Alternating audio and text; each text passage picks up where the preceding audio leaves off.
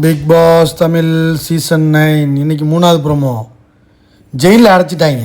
பார்வையும் கமருதீனும் ஜெயிலில் இருந்துக்கிட்டு வேற மாதிரியான ப்ரோமோங்க அது. கலை மேலே ரொம்ப வருத்தமாக. அவன் இப்படி குத்த தான் போகிறான்னு எல்லாருக்கும் தெரியுது. அவன் என்ன வச்சுருந்தான்னு யாருக்குமே தெரியல. இப்போ தான் தெரியுது. விஷம் எல்லாமே விஷமாக இருந்திருக்கே. யாருக்கு தெரியும்?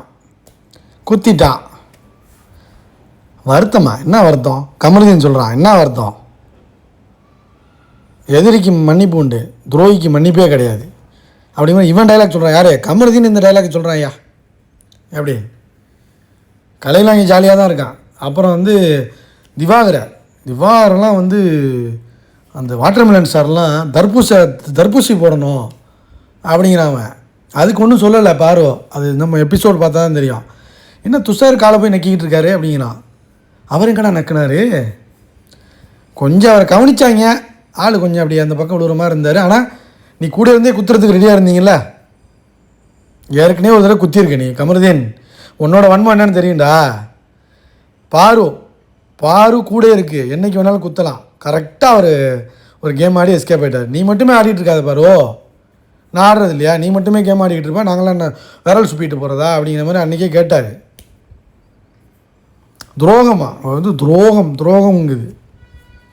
நீ கொஞ்ச நேரத்தில் பண்ணியிருப்பிய, கொஞ்ச நாளில் பண்ணியிருப்பிய நீ. அதுக்கு துஷார் தான் மாசா.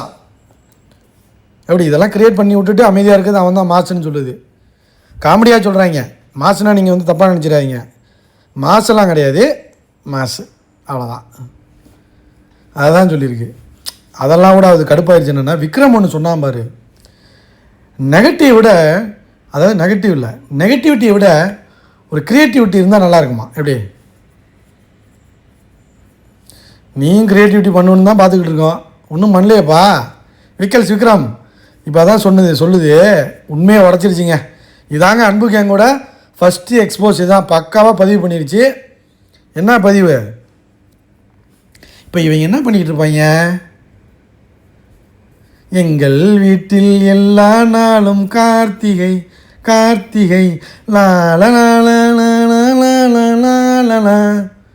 அதான் உண்மை. இவ்வளோ நாளாச்சு அடி உனக்கு. பாரு இவ்வளோ நாளாச்சு அதை சொல்கிறதுக்கு.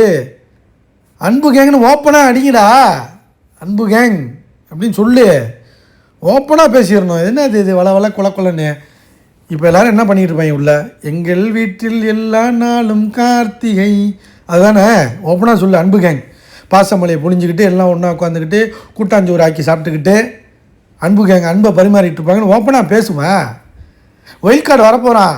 இதுக்கு மேலே ஓப்பனாக பேச முடியாது. எல்லாம் சேர்ந்து குத்திட்டாங்க. அது மட்டும் நல்லா தெரியுது.